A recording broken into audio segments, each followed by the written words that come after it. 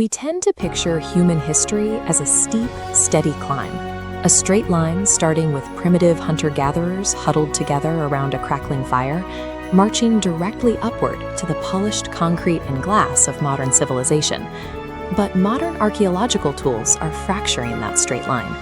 Recently, researchers used advanced X-ray CT scans to look inside ancient Japanese pottery, seeking to understand exactly how prehistoric artisans fired and reinforced their wares.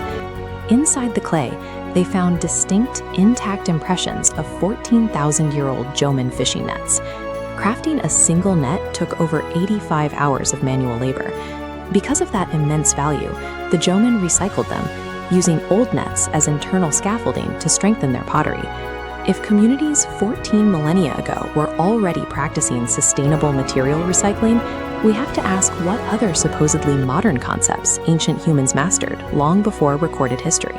Today, rising sea levels dominate global conversations about climate adaptation. Yet humans have been navigating melting ice caps and shifting shorelines for millennia. Off the Gulf Coast of Florida, archaeologists have located a 7,200-year-old burial pond.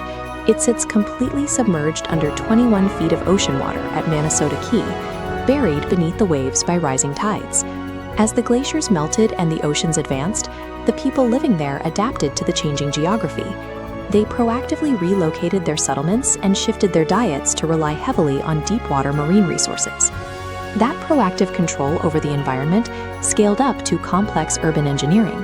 By 2500 BCE, the Indus Valley city of Mohenjo-Daro featured a strict urban grid with covered, brick-lined channels running alongside streets to carry away sewage. The Romans scaled these civic systems further. They embedded lead pipes directly into the walls of private homes to supply fresh drinking water, integrating civic plumbing with everyday domestic and social life. Cities facing prolonged sieges or dry seasons build massive underground reservoirs to guarantee their water supply.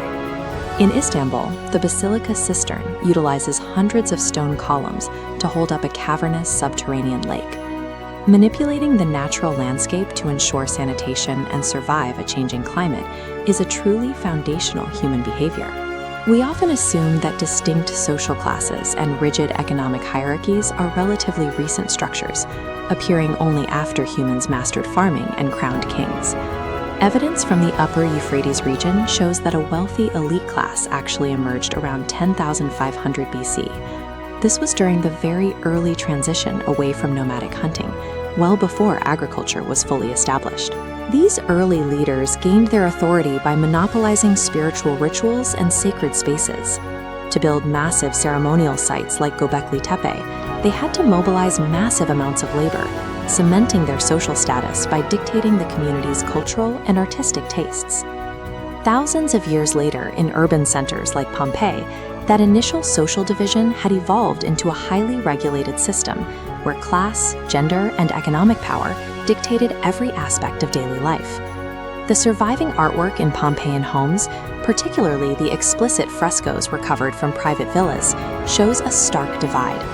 Wealthy citizens possessed the economic leverage to commission lavish art and bypass strict societal norms, enjoying personal and sexual freedoms that were entirely denied to the lower classes. From the upper Euphrates to the Bay of Naples, permanent settlement creates the physical and social framework for power to concentrate and persist. If we push the timeline back even further, we find that complex culture and advanced cognition were not exclusive traits of Homo sapiens. On the coast of Portugal, archaeologists recently documented 80,000-year-old footprints left by Neanderthals. The tracks show they were deliberately moving along the shoreline, executing calculated foraging strategies to harvest marine resources. In Germany, traces of azurite pigment found on a 13,000-year-old pallet prove that prehistoric humans understood how to source and process minerals to create distinct colors for art. And in Southeast Asia, human remains dating back 10,000 years display clear evidence of intentional smoke drying over a fire. This complex mummification process predates the embalming traditions of ancient Egypt by several millennia. Technological innovation and cultural depth have been constant, unbroken characteristics of the entire human lineage since the very beginning. Today's archaeologists rely on laser LiDAR mapping, CT scanners, and isotope analysis to look past the physical artifacts and decode the actual behavior of ancient people.